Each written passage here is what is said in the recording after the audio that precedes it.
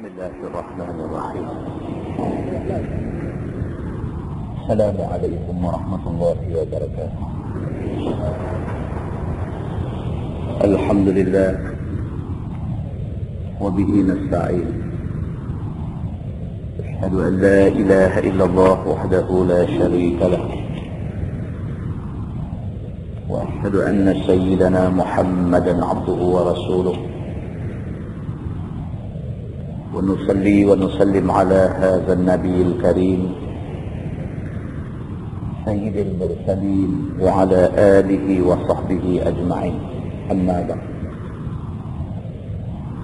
أيها المؤمنون اتقوا الله، أوصيكم وإياي بتقوى الله، فقد فاز المتقون.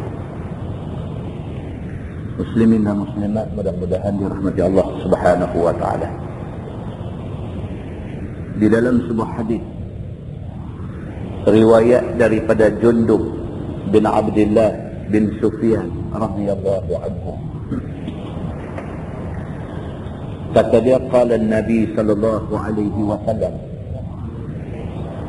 man samma'a samma'a Allahu bihi, wa man ra'a ra'a Allahu bihi, atau kama qala hadis sahih muttafaqun alaih. Seorang sahabat yang bernama Jundub bin Abdullah bin Sufyan radhiyallahu anhu berkata,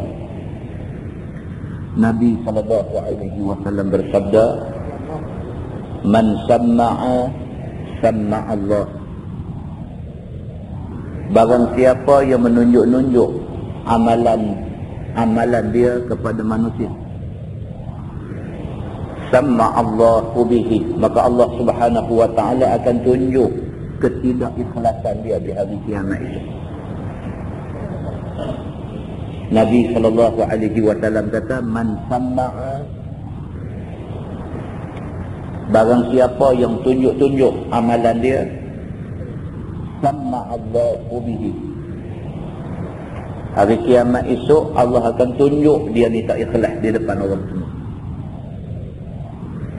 Wa man ra'a ra'a Allahu bihi, dan Nabi kata barang siapa yang tunjuk amalan dia sedangkan dia tak macam tu,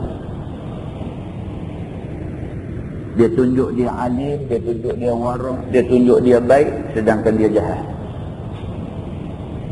ra'a Allahu bihi, maka Allah Subhanahu wa taala akan bongkar rahsia dia pada hari kiamat itu. Dia ada beza. Yang pertama, man samma'a samma'a Allahu bihi, barang siapa menunjuk-nunjuk amalan, dia memang orang baik sungguh, tapi ada rasa nak menunjuk-nunjuk pun tak boleh. Hari akhirat itu Allah tunjuk dia tak ikhlas. Dia berilmu sungguh, dia baik sungguh, tapi tak bagusnya dia nak tunjuk-tunjuk ilmu dia nak tunjuk-tunjuk kebaikan yang ada pada dia. Walaupun dia baik sungguh, dia berilmu sungguh, tapi dia nak tunjuk-tunjuk, di hari akhirat itu Allah akan bagi tahu dekat orang semua dia ni tak ikhlas. Yang kedua, wa man ra'a, dan barang siapa yang nak tunjuk segala amal dia buat, amal baik dan sebagainya, sedangkan dia tak macam tu, ra'allahu bihi, hari kiamat itu Allah Subhanahu wa taala bongkar rahsia dia di depan makhluk semua. Allah bagi tahu dia ni sebenarnya tak ada apa, menunjuk-nunjuk saja. Hadis itu hadis sahih muttafaqun alaih. Muslimin dan muslimat yang dirahmati Allah sekalian, Allah Subhanahu wa taala sangat tidak boleh terima manusia buat amalan dengan tujuan selain daripada kerana Allah, ada kerana benda lain. Tuhan tak boleh terima. Tuhan mahu hamba dia buat apa-apa untuk dia aja. Dia tak mahu ada untuk lain, untuk nak tunjuk ke orang, untuk nak ambil hati orang, untuk dia tak mahu. Di dalam sebuah hadis riwayat daripada Abi Hurairah radhiyallahu anhu, kata dia, sami'tu Rasulullah sallallahu alaihi wasallam yaqul, قال الله تعالى أنا أغنى الشركاء عن الشرك Man 'amila 'amalan asyraka fihi ma'i ghairi taraktuhu wa syirkah. Atau kama qala, hadis sahih riwayat Imam Muslim. Nabi SAW bersabda, Nabi kata, Allah Subhanahu wa ta'ala berfirman dalam satu hadis qudsi. Tuhan kata, ana aghna syuraka'i 'ani syirk. Tuhan kata, aku paling tak perlu kepada sekutu. Tuhan kata, aku Tuhan yang esa. Aku tak perlu siapa-siapa main nak join dengan aku. Aku tidak perlu siapa-siapa main habaq nak tolong aku. Aku tak perlu siapa-siapa main nak bantu aku. Aku tak perlu siapa-siapa. Aku tak perlu siapa. Ana aghna syuraka'i 'ani syirk. Aku ni paling tak perlu kepada siapa-siapa main nak jadi penolong aku. Man 'amila 'amalan asyraka fihi ma'i ghairi, barang siapa buat satu amalan yang amalan itu didapati sekutukan aku dengan satu benda lain. Siapa buat satu amalan yang amalan dia buat tu didapati menyekutukan Tuhan dengan benda lain. Semayang contohnya, satu orang buat semayang tu kerana Allah tapi kerana nak tunjuk ke orang. Maknanya Allah sudah dia letak Allah sekutu dengan orang lain. Taraktuhu wa syirkah. Tuhan kata esok hari kiamat itu aku tinggal dia, aku tak peduli dia, aku biar dia duduk dengan benda yang dia sekutukan. Kalau dia buat satu benda tu kerana aku dan kerana orang lain, aku tak akan peduli kat dia, dia minta pahala daripada orang tu. Itu maksud dia. Hadis itu hadis sahih riwayat Imam Muslim. Muslimin dan muslimat yang dirahmati Allah sekalian, Allah berfirman dalam ayat 5 surah Al-Bayyinah, a'udzubillahi minasyaitonir rajim, wa ma umiru illa liya'budullaha mukhlishina lahuddin. Sadaqallahul azim. Tuhan kata, dan tidaklah manusia ni diperintahkan melainkan untuk sembah Allah dengan ikhlas. Manusia tak disuruh sembah Allah dengan ada tujuan lain daripada kerana Allah. Manusia disuruh sembah Allah mukhlishina lahuddin, ikhlas sungguh-sungguh kerana Allah. Ayat 214 suratul Baqarah, Allah berfirman, a'udzubillahi minasyaitonir rajim, la tubtilu sadaqatikum bil manni wal adha kalladzi yunfiqu malahu ria'an nas. Maksud dia, dan janganlah kamu batalkan pahala sedekah kamu dengan mengungkit-ungkit dan juga dengan menyakitkan hati orang yang terima sedekah. Tuhan kata, la tubtilu sadaqatikum bil manni wal adha. Tak usah batal. Kita bagi sedekah boleh pahala dah. Dah boleh pahala, pergi perbatal bang pahala tu bagi tak ada. Tuhan kata jangan ada di kalangan kamu buat amalan sedekah, bagus dah. Tiba-tiba amalan tu Tuhan dah bagi pahala, Tuhan ambil balik. Semata-mata bil manni wal adha. Semata-mata kerana yang pertama mengungkit. Saya dah tolong dulu tu. Kalau tak kerana saya tolong, susah dia ni. Ungkit. Ungkit tu menghilangkan balik pahala dapat dah. Wal adha, dan bagi sakit hati orang yang kita tolong. Kita tolong dia, lepas tu kita pergi buat bagi dia sakit hati. Dua perbuatan ni membatalkan pahala hak dapat dah. Tuhan batal balik. Tuhan kata, kallazi yunfiqu malahu ria'an nas. Sama macam orang yang belanja harta dia dengan tujuan nak menunjuk kepada orang lain. Serupa juga, tak boleh apa. Muslimin dan muslimat yang dirahmati Allah sekalian, kita ambil yang tibat. Kita hidup hari-hari atas dunia ni, banyak benda kita buat. Setidak-tidaknya kita semayang sehari 5 kali. Semayang fardu. Nak cantik sikit lagi, kita tambah semayang sunat sikit sebanyak, sunat rawatib, qabliyah, ba'diyah dan sebagainya kita tambah.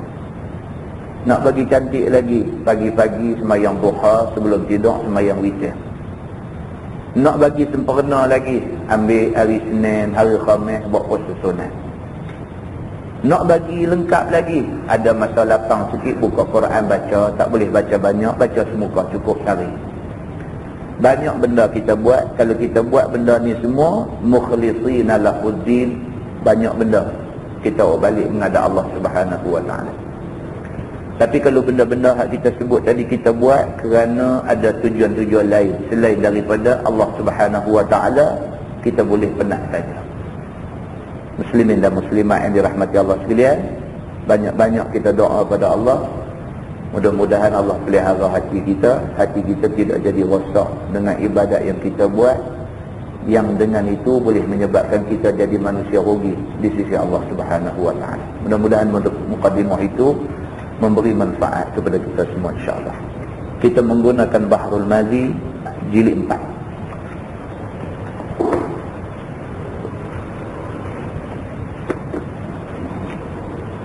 Muka surat 67. Muka surat 67.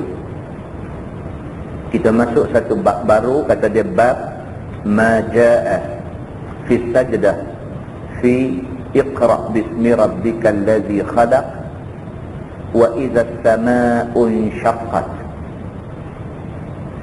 Iaitu bab yang datang pada menyatakan sajdah pada firman Allah wasjud waqtarib di dalam surah Iqra bismi rabbikal ladzi khalaq, dan firman Allah wa idza quri'a 'alaihimul qur'an la yasjudun di dalam surah wa idza as-samaa'u inshaqqat. Wa idza as-samaa'u inshaqqat dipanggil surah al-insyiqaq. Begitu. Ketahuilah saudaraku, telah datang hadis yang dikeluarkan oleh Imam At-Tirmizi, hadis yang menunjukkan ada sujud tilawah di dalam surah Iqra bismi rabbikal ladzi khalaq dan surah idza as-samaa'u inshaqqat. Kata hadis dia an Abi Hurairah radhiyallahu anhu qala sajadna ma'a Rasulillah sallallahu alaihi wasallam fi Iqra bismi rabbik wa idza as-samaa'u inshaqqat. Diriwayatkan daripada Abi Hurairah radhiyallahu anhu, kata Abu Hurairah, telah sujud kami sama dengan Nabi sallallahu alaihi wasallam pada surah Iqra bismi rabbikal ladzi khalaq dan surah idza as-samaa'u inshaqqat. Kata Imam At-Tirmizi, hadis Abi Hurairah ini adalah hadis yang hasan lagi sahih. Itu hadisnya. Hadis itu clear tuan-tuan. Hadis itu hadis yang jelas, hadis yang clear, hadis yang terang, yang memberitahu bahawa Nabi sallallahu alaihi wasallam biasa waktu semayang Nabi baca surah ni. Nabi baca Iqra bismi rabbikal ladzi khalaq sampai dekat ujung surah wasjud waqtarib, kemudian Nabi sujud. Biasa Nabi buat macam tu, dan Nabi sallallahu alaihi wasallam buat macam tu jelas daripada hadis Nabi sallallahu alaihi wasallam yang kita baca tadi. Baik, dia kata masalah sujud tilawah di dalam surah Iqra dan surah idza as-samaa'u inshaqqat, apa hukum dia? Kata Imam At-Tirmizi, dan bermula amal atas ini hadis di sisi kebanyakan ahli ilmi. Maksudnya kebanyakan alim ulama mengamalkan hadis ni.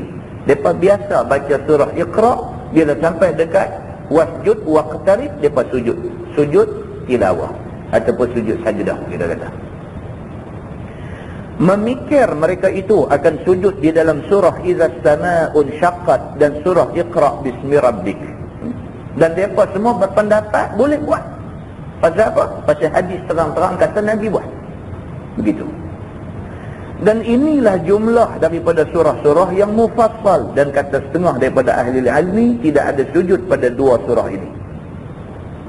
Ada sebahagian pendapat ulama mengatakan tak ada sujud tilawah pada surah ni, pasal surah ni surah yang mufassal.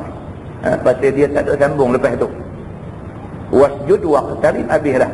Jadi kalau sujud baki sekali lagi nak sambung apa? Jadi ada sebahagian ulama kata dengan kerana tu tidak ada sujud tilawah bila baca surah ni. Itu satu pendapat. Kerana akhirnya ditinggalkan oleh Nabi sallallahu alaihi wasallam. Dan depa bagi hujah pula yang kedua, depa kata Nabi pun mola aja Bila baca Iqra' ni, last sekali Nabi sujud, lepas tu Nabi tak buat dah. Ini pendapat golongan kedua yang kata tidak ada sujud tilawah. Begitu. Baik, masalah sujud pada idza sama'un syaqqat, apa kata Imam Syafi'i? Wahai saudaraku, dia kata, tersebut di dalam kitab Ini kitab Imam Syafi'i. Pada ikhtilaf Imam Malik dan Imam Syafi'i radhiyallahu anhuma. Kata muridnya, telah aku tanya kepada Imam Syafi'i daripada sujud di dalam surah Idza Sama'un Syaqqat. Maka kata Imam Syafi'i, padanya sujud. Maka kataku, apakah dalil bahawasanya padanya itu ada sujud?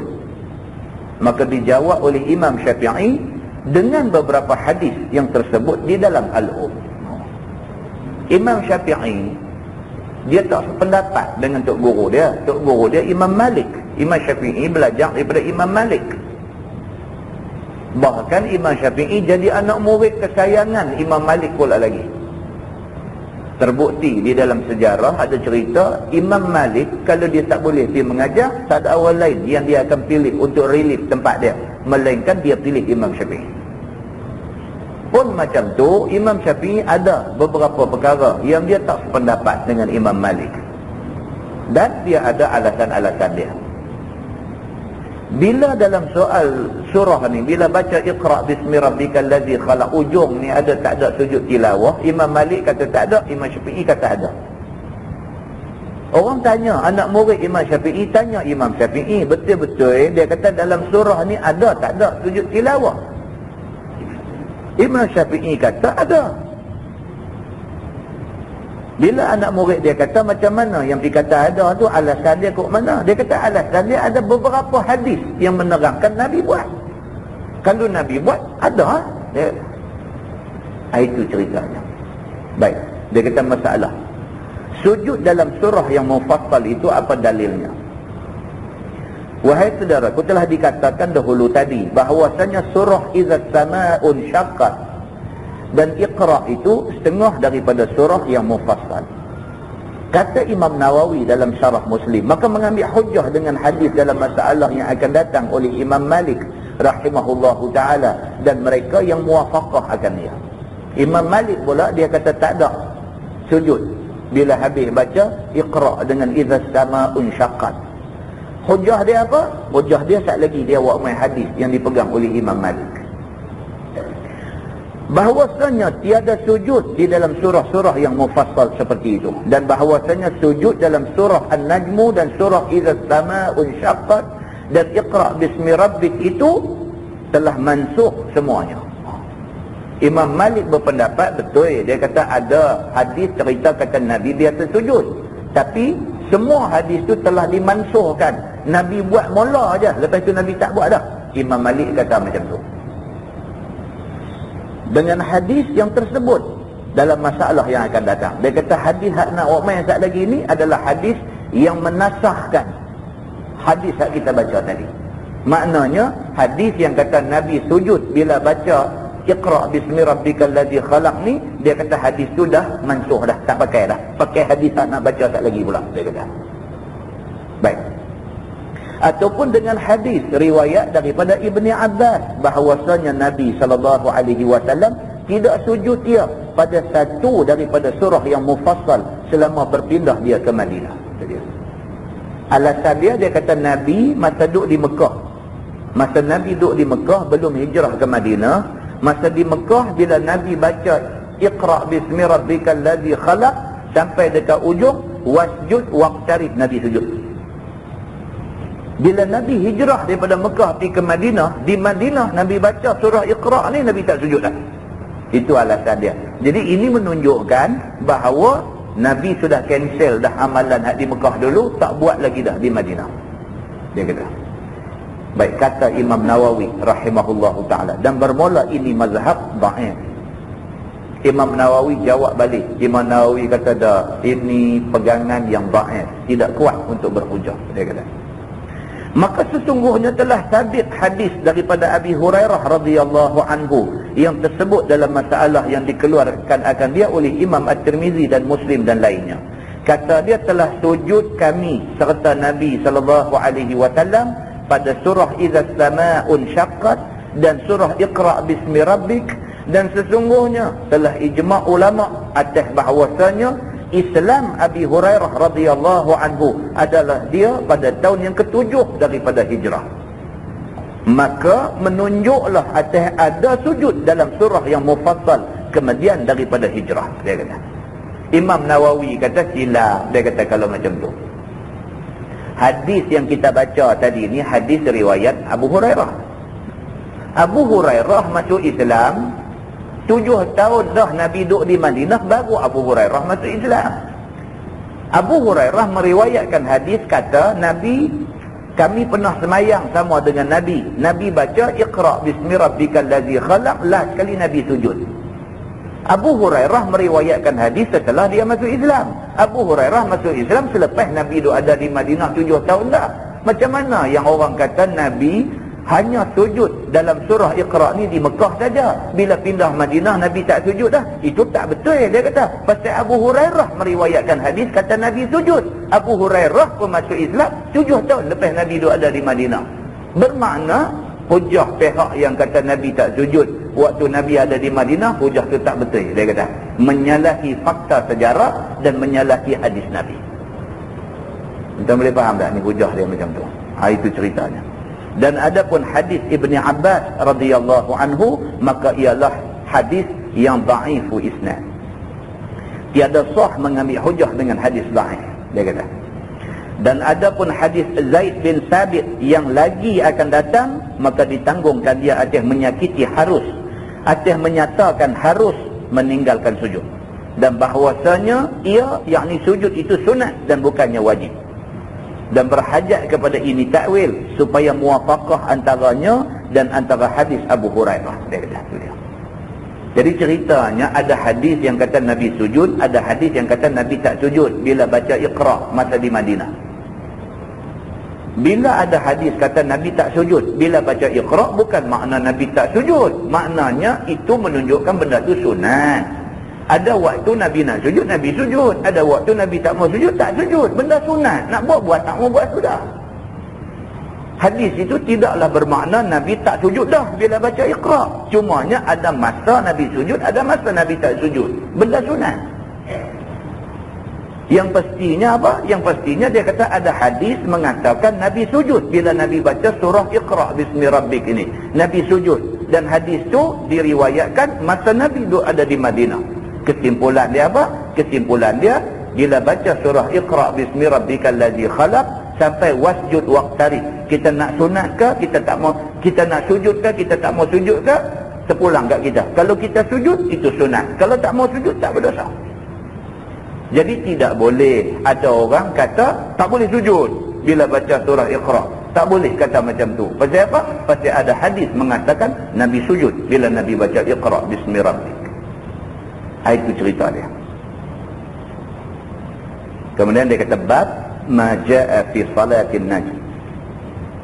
Itu bab yang datang pada menyatakan sujud pada surah An-Najm. Ketahuilah saudaraku, di dalam surah An-Najm itu ada sujud tilawah. Maka dalil yang menunjukkan yang demikian adalah hadis yang dikeluarkan oleh Imam At-Tirmizi. Kata dia an Ibni Abbas radhiyallahu anhu qala sajada Rasulullah sallallahu alaihi wasallam fiha, yakni An-Najm, wal muslimun wal musyrikun wal jinn wal ins. Diriwayatkan daripada seorang sahabat Nabi, bahkan saudara sepupu Nabi sallallahu alaihi wasallam, nama dia Abdullah bin Abbas radhiyallahu anhu.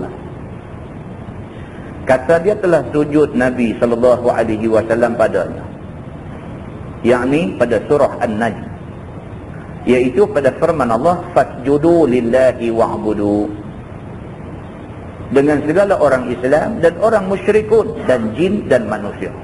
Dia kata Nabi SAW baca surah An-Najm, surah bintang ni. Nabi bila baca surah ni, Nabi sujud bila jumpa ayat fasjudu lillahi wa'budu. Jumpa perkataan fasjudu lillah, maka hendaklah kamu sujud kepada Allah, wa'budu, dan hendaklah kamu sembah Allah. Nabi bila jumpa ayat tu, Nabi sujud. Bukan Nabi aja sujud. Dia kata wal muslimun, orang Islam bila tengok Nabi sujud, mereka pun sujud. Wal musyrikun, orang kafir pun sujud juga. Wal jinnu wal ins, semua jin, manusia apa semua pun pakat sujud belaka bila dengar Nabi baca surah An-Najm ini. Kata At-Tirmizi, dan pada bab ini ada riwayat daripada Ibni Mas'ud dan Abi Hurairah, dan kata dia lagi hadis ini hasan lagi sahih, dan telah dikeluarkan dia oleh Imam Bukhari dan Imam Muslim di dalam sahih keduanya. Hadis ni cukup kuat. Imam Bukhari pun buat peluang hadis ni, Imam Muslim pun buat peluang hadis ni di dalam kitab sahih kedua-dua mereka. Ni. Sujud sekalian kapiang serta Nabi tu apa pasal? Dia kata. Kan? Kalau takat semua manusia apa semua sujud tak apa lagi. Maksudnya al-muslimun, orang-orang Islam. Yang kapiang pun pakat pergi berebut sujud ni apa cerita? Kata ulama, sujud sekalian kapiang serta Nabi kerana ada didengar mereka itu, Nabi sebut di dalam bacaan Qurannya akan berhala mereka itu. Iaitu pada firmannya afara'aitumul lata wal uzza. Ada sebut dalam surah tu. Puak ni tokong depa nama Al-Lata, tokong dia nama Al-Uzza, tokong dia nama Al-Manat. Tu nama-nama tokong dia. Tiba-tiba depa dengar Nabi duk baca ayat tu, dalam banyak-banyak ayat daripada surah An-Najm ini ada sebut tentang afara'aitumul lata wal uzza. Dia kata Nabi Muhammad pun respect Tuhan kita. Dia kata lepas tu pula Nabi pula ayat ni ayat sajdah, Nabi sujud. Dia kata dia kata Muhammad dengan orang Islam pun rupa-rupanya hormat dekat Tuhan kita. Dia pun pakai terjun sujud sama. Puak ni celaru, kan? Ayat tu bukan nak cerita kata Al-Lata wal Uzza ni semua Tuhan bagus apa dah. Ayat tu nak cerita kata Tuhan-Tuhan orang kafir ni nama dia Al-Lata wal Uzza. Lepas tu Tuhan sumpahlah kebinasaan dekat depa. Depa tak peduli dah. Dengar Al-Lata wal Uzza, tengok-tengok Nabi pula sujud. Cantik depa kata. Nampak boleh compromise dengan Nabi ni. Depa kata. Ada jadi macam tu. Dan kata setengah ulama, sujud segala kapiang itu serta Nabi tidak kerana apa-apa. Bahkan tiba-tiba tersujud sahaja dengan kehendak Allah Ta'ala oleh jabarut dan kebesaran Tuhan. Dan kebesaran Tuhan.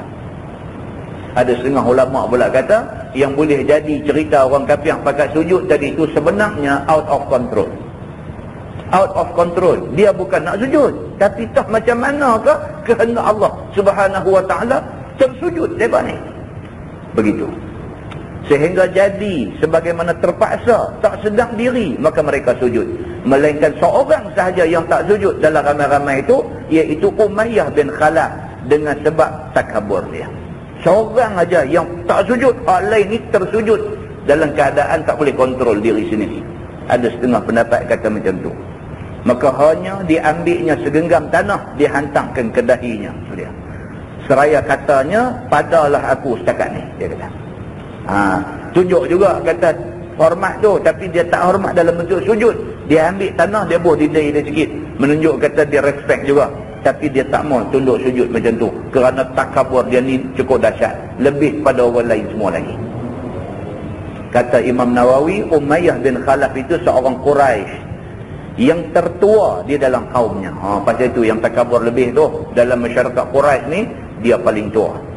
Dia orang paling tua dalam masyarakat Quraisy. Dan sesungguhnya mati dia ni dibunuhkan dia di dalam perang Badar. Last sekali mati dalam perang Badar. Hal keadaan dia kafir dan tiada dia Islam sekali-kali. Mati dalam keadaan kafir, sungguh-sungguh punya kafir. Begitu. Masalah sujud segala kapiang itu, satu qaul mengatakan sebab tersalah mulut Nabi SAW memuji berhala. Adakah betul ya qaul itu? Ada pendapat kata yang orang kapiang pakai sujud sama ni pasal Nabi sudah tersasul, tersebut. Kata tokong mereka ni bagus. Betul ke pendapat ni? Kata Imam Nawawi dalam syarah Muslim, dan ada pun barang yang meriwayat akan dia oleh tukang-tukang riwayat, bahawasanya sebab sujud segala kapiang serta Nabi ialah kerana berlaku di atas lidah Nabi sallallahu alaihi wasallam memuji atas Tok Pek Kong musyrikin di dalam surah An-Najm itu, maka iaitu tidak betul dan tidak sah padanya suatu. Imam Nawawi kata dah, ni semua tak betul. Tak betul. Nabi tak pernah Nabi ni tersasul hidup puji Tok Kong depa ni, tak pernah. Maka tiada daripada pihak nakal dan tiada daripada pihak akal. Dia kata tak ada apa cerita dalam Quran ataupun dalam hadis daripada pihak nakal. Nakal ni maksud nas-nas daripada Quran hadis. Tak ada satu ayat, tak ada satu hadis yang kata Nabi pernah terpuji Tok Kong depa ni. Tak ada. Dan dari sudut akal yang sehat pun tak mungkin Nabi nak puji Tok Kong depa ni, dia kata. Kerana bahawasanya memuji Tuhan lain daripada Allah itu jadi kafir. Itu dia. Tak boleh, tuan-tuan, tak boleh. Tak boleh kita pergi buat silap, pergi buat kata macam mana nak buat, kata ni hajat besar ni. Dah semayang hajat dah buat dah. Kalau nak pergi minta dekat tokoh-tokoh Hindu sama boleh tak? Tak boleh. Tak boleh. Pasal apa? Pasal itu menunjukkan kita ni ada percaya kepada benda-benda syirik macam ni. Tak boleh. Kan macam kita duk abang selalu di Gulugong tu. Gulugong ada tokoh Hindu, dia panggil Tokong Dui. Tokong Dui. Orang tak ada anak ni berhajat kepada anak, duk pergi jumpa Tok Sami Tokong tu. Dia bertahu agama tahu tapi tak boleh buat apa. Pergi Tok Sami tu nanti ambil satu anak patung budak, buh dalam duit, lepas tu dia jampi cara dia apa semua, dia kata tak apa, balik pergi dia bagilah 2-3 benda terus buat nampak lugu-lugu ni, dia kata tunggu tengok, dia kata Tuhan nanti bagi anak. Orang Melayu pakai duk pergi karut, tuan-tuan ni dia karut dengan macam tu. Orang kita ni mengaji tak mau, apa tak mau, hidup dalam kejahilan, bodoh sombong pula lagi. Mengaji tak mau, hidup dalam kejahilan, orang ajak tak mau pergi sudah, cakap besar, sombong, bodoh sombong, merosak diri sendiri. Rosak ni kalau setakat rosak apa semua lebih kurang tak apa. Rosak ni rosak akidah, terkeluar agama. Terkeluar agama ni cerita dia bukan kata tak boleh masuk syurga. Nak cium bau syurga pun tak boleh. Syurga tak sah mimpi lah, memang tak masuk syurga. Nak cium bau syurga pun tak boleh, Tuhan kata. Buat apa yang pergi cari penyakit sampai rosak diri sendiri sampai macam tu? Inilah yang Nabi SAW nak bagi tahu, tak mungkin orang Islam boleh buat kerja-kerja macam tu. Jadi Imam Nawawi kata kalau Nabi duk habaq ke orang, kata tak boleh cenderung hati kepada orang-orang kafir. Orang zalim pun tak boleh dah, tambah orang kafir. Quran kata wala tarkanu ila allazina zalamu fatamassakumun nar. Jangan sekali-kali kamu cenderung hati kepada orang zalim, kamu disentuh oleh api neraka. Kalau zalim pun tak boleh nak cenderung kat dia. Tarkanu ni maksudnya cenderung, duk berasa macam betul. Orang zalim ni kita duk berasa macam betul. Hak tu pun tak boleh. Tambahlah pergi duk sokong tokong orang kafir. Lagi tak boleh. Kalau Nabi duk habaq kat kita tak boleh buat macam tu, takkan Nabi pula Nabi buat macam tu. Imam Nawawi punya hujah macam tu.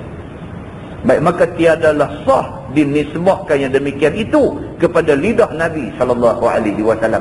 Sangat tidak wajar kita piduk kata Nabi macam tu. Setakat padri Kristian kata, biar pergi kat dia lah, dia memang musuh kita lama dah. Dia setakat nak sebut kata Nabi Muhammad pengganas, biasa lah. Tentu tahu berita ni, yang kata berita ni sebenar-benarnya benda pelik baru jadi berita. Benda tak pelik bukan berita. Kalau cerita kata seorang budak telah digigit oleh anjing, itu bukan berita, tak, biasalah. Anjing memang kerja nak gigit orang. Tapi kalau keluar dalam berita, dia kata seorang pemuda menggigit seekor anjing, yang tu mau masuk berita. Yang tu berita. Benda mana boleh jadi lagu tu kan? Dia jadi lagu tu berita. Ni kalau nak cerita kata padri Kristian apa dia mereka Umi duk kata Nabi Muhammad pengganas, biasalah, memang depa duk kata hari-hari. Bukan tu baru depa kata, hari-hari depa kata. Tak payahlah benda tu nak jadi besar-besar sangat. Tahu dah, memang tahu Quran habang awal dah, lan tarda ankal yahud walan nasara. Tak akan redha dekat hangpa ni Yahudi Nasrani. Tuhan habang dah, depa ni tak akan redha. Jadi tak ada duk mimpi lah kata depa nak redha. Jadi kalau timbul statement-statement yang menunjukkan dia tak reda dekat agama kita, itu biasa. Tuhan dah bagi tahu dah. Tak sah kata dengar tu baru nak terkejut nak marah, tak payah. Memang dah tahu lama dah. Memang mereka macam tu. Muslimin dan muslimat yang dirahmati Allah sekalian. Jadi tidak wajar kalau orang Islam pergi kata dekat Nabi macam tu. Hak ni tak wajar. Orang Islam pergi kata dekat Nabi lugu ni macam tu, macam ni. Yang ni tak boleh terima. Tidak wajar satu orang Islam pergi kata ke Nabi macam tu. Seperti mana kata Imam Nawawi, tidak wajar kita nak kata Nabi SAW pernah memuji berhala orang kafir. Tidak wajar. Tidak mungkin Nabi akan buat macam tu. Dan tiada pula mengatakan dia oleh syaitan di atas lidah Nabi itu. Dan tidak mungkin syaitan memperdayakan Nabi sehingga Nabi boleh diterbit kata-kata macam tu. Dan tiada pula sah digagahi oleh syaitan atas Nabi yang demikian itu. Dan demikian juga tak mungkin syaitan boleh main duk ugut, duk paksa Nabi, suruh Nabi pergi puji tokong-tokong dan sebagainya. Tidak mungkin, kata Imam Nawawi.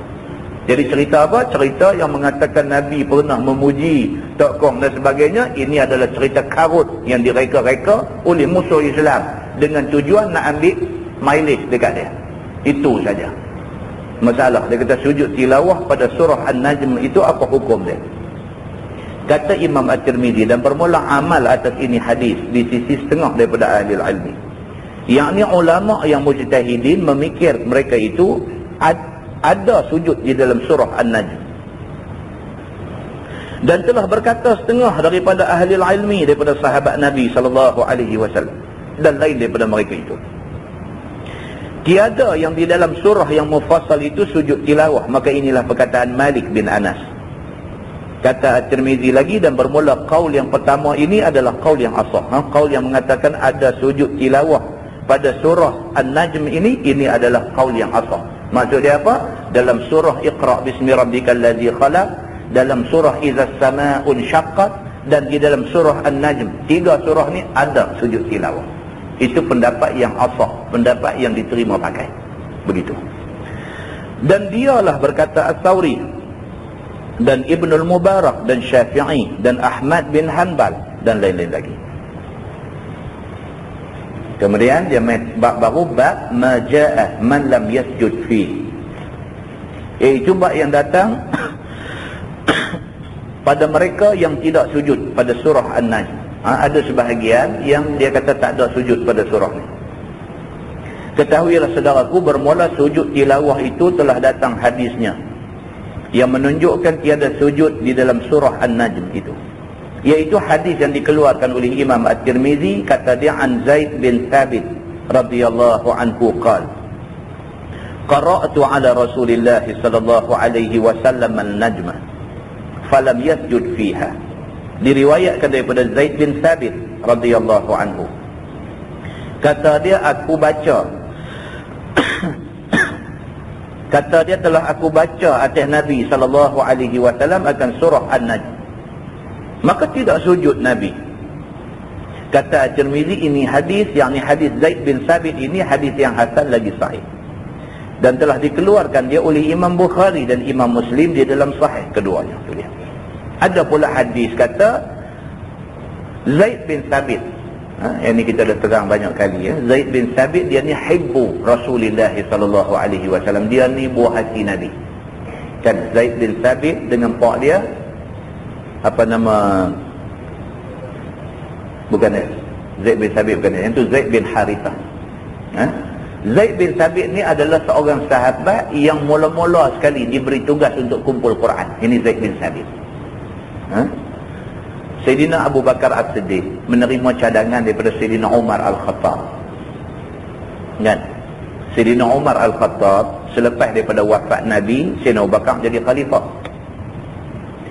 Sayyidina Umar Al-Khattab ni dia duk fikir seorang-seorang dia duk fikir dalam pada masa tu duk jadi perang lagi. Bila jadi perang, ramai sahabat-sahabat Nabi yang hafal Quran syahid dalam perang. Sayyidina Umar ni dia balik ke rumah, dia duk fikir, dia kata kalau perang lagi duk jadi tak berhenti-henti. Dia kata kalau sekali perang berapa ramai orang hafal Quran mati, esok dia kata habislah. Dia kata orang hafal Quran habis, macam mana generasi yang kemudian nak dapat Quran. Ni Sayyidina Umar. Dia pergi jumpa Sayyidina Abu Bakar. Masa tu Sayyidina Abu Bakar khalifah. Dia kata, ya khalifah Rasulullah, wahai khalifah Rasulullah, aku ingin mencadangkan kepada kamu supaya, dia kata, kita panggil semua sahabat-sahabat yang hafal Quran ni, kita panggil semua, kita minta ada orang salin daripada mereka ni, Quran ni disalinkan ke dalam mushaf. Dia kata. Sayyidina Abu Bakar As-Siddiq ni, dia bila dengar cadangan tu, dia tak setuju. Sayyidina Abu Bakar tak setuju. Sayyidina Umar kata, pasal apa tak setuju? Dia kata, macam mana kita nak buat satu benda yang Nabi tak buat? Dia kata. Sayyidina Abu Bakar, itu pegangan dia. Dia kata, kalau sekiranya menyalin Quran tulis dalam buku ni benda baik, dia kata kalau benda ni benda baik, Nabi tentu suruh buat masa Nabi ada hari tu ni. Tapi Nabi sampai wafat, Nabi tak suruh buat benda ni. Macam mana, dia kata, kita nak pergi buat satu benda yang Nabi tak pernah suruh buat? Sayyidina Abu Bakar kata. Sayyidina Umar terang lagi, bagi alatan dia lepas satu, dia bagi panjang berbagai-bagai alatan dia bagi kenapa perlu Quran ini dibukukan. Akhirnya Sayyidina Abu Bakar As-Siddiq pun setuju. Bila dia setuju tu, dia pilih Zaid bin Thabit ni. Zaid bin Thabit dipilih untuk memulakan kerja mengumpulkan Quran dan salin masuk dalam halayak-halayak kertas. Dia ni orangnya. Zaid bin Thabit meriwayatkan hadis ni. Dia kata dia memang ahli Quran. Pasal itu yang Sayyidina Abu Bakar pilih dia untuk nak bukukan Quran ni. Dia memang ahli Quran. Jadi zaman Nabi SAW lagi dah, Nabi suruh dia baca, Nabi nak dengar. Makna ahli Quran lah. Nabi SAW ni ada beberapa orang di kalangan sahabat dia yang Nabi memang kalau jumpa, Nabi suruh dia baca Quran. Nabi nak dengar sebab bacaan dia paling baik. Kan? Di antaranya Zaid bin Thabit. Nabi pernah suruh dia baca dan dia baca surah An-Najm. Bila dia baca sampai dekat ayat sajdah tu, Nabi tak sujud pun. Maka dia meriwayatkan hadis ni, dia kata dia pernah baca surah An-Najm ini di depan Nabi dan Nabi tak sujud, dia kata. Maka hadis ni dipegang oleh sebahagian ulama mengatakan surah An-Najm bila baca tak disunatkan sujud. Itu ceritanya. Tapi Imam Syafi'i pula kata apa? Betul lah, dia kata masa Zaid bin Thabit baca surah tu Nabi tak sujud, memang betul, dia kata. Tapi Nabi tak sujud tidak bermakna tak boleh sujud. Cuma itu menunjukkan kata kalau nak sujud boleh, kalau tak mau sujud pun boleh. Kalau sujud sunat, kalau tak sujud tak dapat dosa apa-apa. Itu cara ulama nak menyimpul hukum tentang satu-satu nas. Masalah dia kata sujud pada surah An-Najm itu dan ikhtilaf ulama padanya. Kata Imam Syafi'i di dalam Al-Um, maka aku sukakan bahawa memulai oleh orang yang membaca akan sajdah bahawa sujud tilawah ia. Imam Syafi'i dengan pendirian dia. Dia kata jumpa ayat sajdah aku suka supaya sujud. Itu pendirian Imam Syafi'i. Dan sujud tilawah orang yang mendengarnya, bukan orang baca saja sujud, orang yang dengar pun sujud sekali. Imam Syafi'i kata aku suka macam tu. Maka jika berkata seseorang begini, iaitu barangkali salah satu daripada dua hadis yang di dalam masalah yang 188 dengan 192 itu menasahkan salah satunya akan yang lain, maka bagaimana kita hukumkan atasnya? Maka jawab dia kata dikata orang, maka tiada mendakwa seorang akan bahawa sujud di dalam surah An-Najm itu mansuh, melainkan harus mendakwa seseorang itu meninggalkan sujud itu mansuh. Dia kata kita tak boleh kata benda tu dah dimansuhkan. Tak boleh kata. Dia kata pasal apa? Pasal ada dua hadis di depan kita. Satu hadis kata Nabi sujud, satu hadis kata Nabi tak sujud. Pasal apa kita nak pergi kata benda tu dah dimansuhkan tak payah sujud? Tak boleh. Dia kata pasal ada dua hadis. Melainkan dua hadis tu menunjukkan sujud tilawah ataupun sujud sajdah itu sunat. Nak sujud boleh, tak mau sujud pun tak apa. Dia kata. Kemudian bawah tu dia hurai benda yang sama. Anda buka muka surat sebelah, muka surat 71.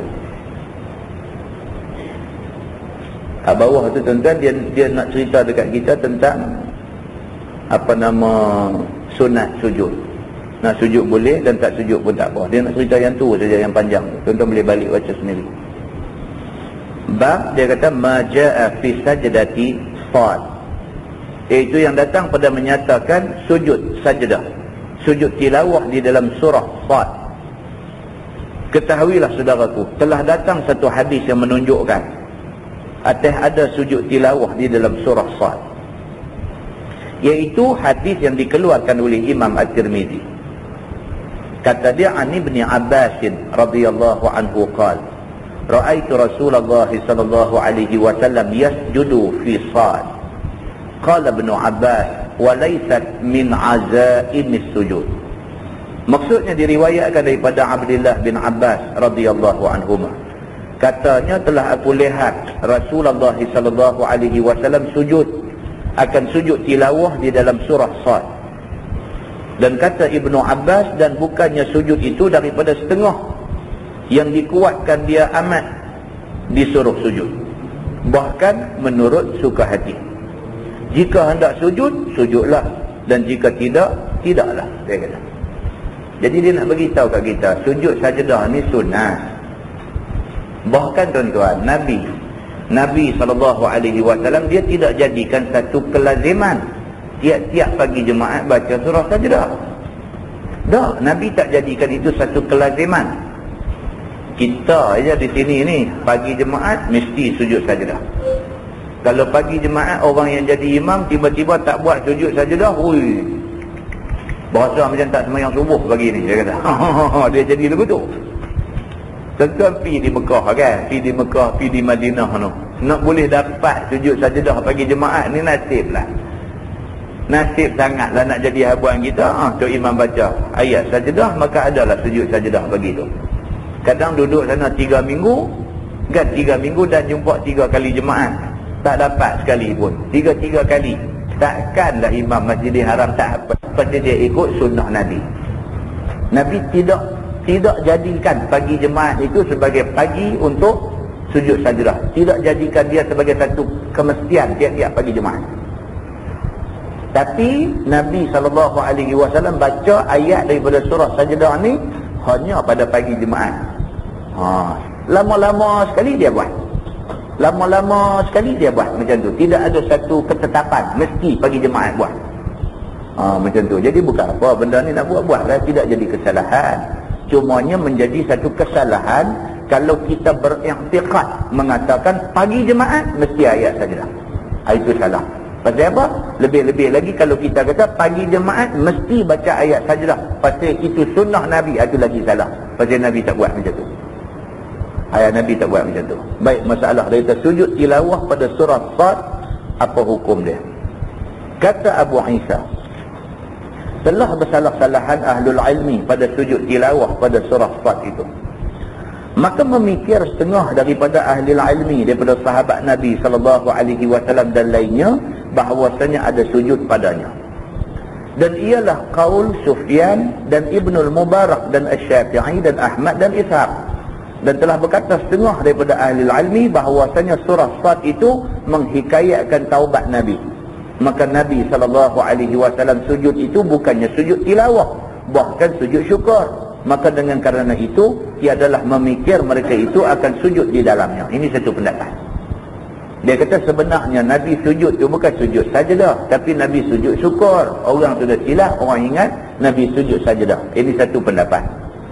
Kata Imam Nawawi dalam Syarah Al-Muhadzab, telah berkata ashab kita Syafi'i, bermula sajdah di dalam surah Sad itu bukannya daripada azaimis sujud. Maknanya bukannya sujud tilawah, bahkan ianya sujud syukur. Imam Nawawi pun kata macam tu. Dia kata dalam surah Sad, dia kata lain. Dia bukan sujud tilawah, tapi dia kebetulan Nabi sujud tu kerana syukur kepada Allah. Inilah yang dinaskan. Dia kata dengan dialah memutus oleh jumhur ulama. Dan telah berkata Abul Abbas bin Shuraih dan Ishaq Al-Maruzi, ialah sujud tilawah dengan azaimis sujud. Ada pendapat kata sujud tilawah.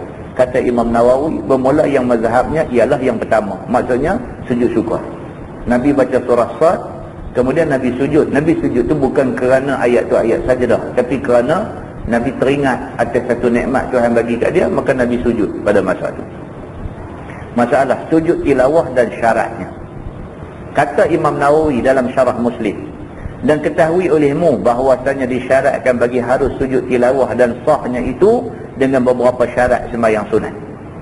Setengah daripadanya sujud, setengah daripadanya suci daripada hadas dan daripada najis. Sama, nak sujud tilawah kan, nak sujud syukur ke apakah, syarat nombor satu mesti suci daripada hadas kecil, hadas besar, dan bersih badan daripada najis. Dalam keadaan najis tak boleh. Pasal apa? Pasal dalam mazhab Syafi'i, sujud syukur, sujud tilawah ni dia masuk dalam ibadat. Ibadat nak buat, dia kata mesti dalam keadaan kita suci daripada hadas dan daripada najis. Dan mesti dalam keadaan menutup aurat. Kan, menutup aurat. Pasal apa? Pasal benda ni benda ibadat, begitu. Dan dalam keadaan menghadap kiblat. Macam tu juga. Nak sujud tilawah ataupun nak sujud syukur, sujud dia menghala ke arah kiblat. Orang kita ni kadang-kadang dicelaru juga. Tadi di tempat kerja ada kawan cerita ke bang, dia kata ada satu kawan dia profesor pula lagi, doktor kan, profesor doktor, main badminton sekali dengan dia, pakai selong pendek kan, main badminton pakai selong pendek.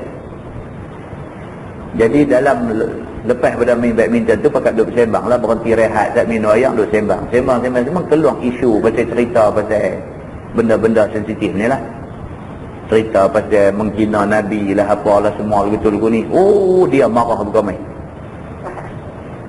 Dia kata tak boleh lah, dia kata kita orang Islam, Nabi kita pergi hina Nabi kita apa semua, dia pertahan ni mati-matian. Tapi selok pendek. Kawan ni pun dia main jumpa saya tadi pagi tadi, dia kata pening yo saya dia. Jadi dia duduk main sekali. Dia kata aku betul, dia kata tang marah orang hina Nabi ni sampai dia kata merah menyala muka, marah orang hina Nabi ni. Yang dia sendiri duduk pakai selong pendek tu menyalahi ajaran Nabi.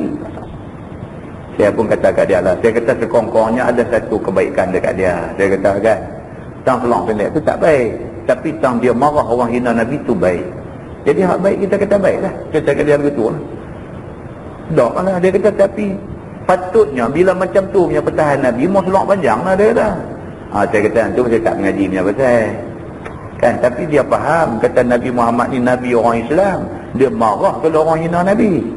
Dalam masa yang sama dia tak ikut ajaran Nabi, tak apa kan. Ini dia panggil kekeliruan kan, kekeliruan yang ada dalam masyarakat kita ni. Macam tu banyaklah kalau kita nak buat contoh lagi, jenis celaru ni cukup banyak. Derma ni cukup kuat. Orang main habak aja nak buat sekolah harap, habak kata nak buat masjid tang mana ni, dia bukan nak bagi dekat RM50, RM1 tak bagi. Nak pergi tengok tempat tu. Pergi tengok, ni sekolah agama bagus ni, kalau ni pahala besar apa semua, balik buka cek RM50,000 bagi. Oh, cukup bagus. Semayang tak mau. Kan? Ada juga. Semayang tak mau. Kan? Macam-macam. Cerita ni macam-macam. Dia hak satu segi tu nampak lebih jauh pada orang lain, jauh lebih baik pada orang lain. Mai satu segi hak lagi dia tertinggal jauh di belakang daripada orang lain. Kan, jadi jenuh orang macam ni, jenuh. Nak betul nak buat tuning balik ni jenuh. Kan, kena pakai mesin yang cukup canggih nak tune dia ni balik. Kan, dia tak faham, sebenarnya dia tak faham. Kan, dia nampak Islam ni, dia nampak jadi cerah gelap gitu. Dia jadi tak apa nak boleh habang. Orang kata hang nampak kan muka pencuri hang masuk dalam rumah tu? Dia kata nampak. Rupa dia macam mana? Dia kata badan besar juga, jenis orang badan besar ni. Orang kata jadi dia ni betul-betul orang Melayu ke, Indonesia ke, Bangladesh ke apa ke? Dia kata tak tahu nak kata. Dia nampak berbalam-balam lagu tu. Nampak sekali lagu nak Bangladesh, tengok sekali lagu nak Jepun pula. Dia kata tengok sekali. Dia tengok Islam pun macam tu juga. Bukan tengok pencuri masuk rumah dia. Dia tengok Islam pun macam tu. Tekah-tekah nampak Islam ni okey lah, comel, elok apa semua. Tekah-tekah tengok, dia kata nampak kasar ni Islam ni. Tekah-tekah tengok pula Islam ni kalau duduk turut sangat nanya kita. Dia duduk jadi lagu tu. Dengan Islam ni dia duduk jadi seram sejuk lagu tu. Kita tak boleh. Kita dengan Islam ni kita kena jelas. Kita kena nampak Islam ni apa, Islam suruh buat apa, Islam suruh kita jadi orang macam mana. Kita kena jelas. Begitu cerita dia. Baik. Dia kata dan tiada harus sujud melainkan sehingga sempurna bacaan sajdah, dia kata. Dan harus di sisi kita mazhab Syafi'i, iaitu sujud tilawah itu di dalam waktu-waktu yang ditegah sembahyang padanya. Ini dalam mazhab Syafi'i. Sujud tilawah boleh buat walaupun dalam waktu larang sembahyang. Misalnya tengah rembang kan. Tengah rembang sebelum masuk waktu lohong, itu waktu haram sembahyang. Tak boleh sembahyang waktu itu. Tapi kalau takdir kata waktu tu kita duduk tunggu nak masuk lohong, kita duduk baca Quran. Kita baca, mai tang ayat sajdah. Adakah boleh kita sujud sajdah sedangkan masa tu kalau nak sembahyang tak boleh? Dalam mazhab Syafi'i dia kata boleh. Boleh sujud sajdah pada masa yang ditegah sembahyang. Lepas sembahyang asar misalnya tak boleh sembahyang apa lepas sembahyang asar ni. Tidak ada sunat ba'diyah, tidak ada apa sembahyang lepas pada tu kecuali sembahyang yang bersebab. Seperti sembahyang jenazah, seperti sembahyang tahiyat masjid, seperti sembahyang yang ada sebab. Yang tu boleh. Tak ada sebab saja-saja nak pergi buat sembahyang sunat hajat apa-apa semua masa tu tak boleh. Kena tangguh buat masa lain. Begitu. Tapi sujud sajdah masa tu boleh.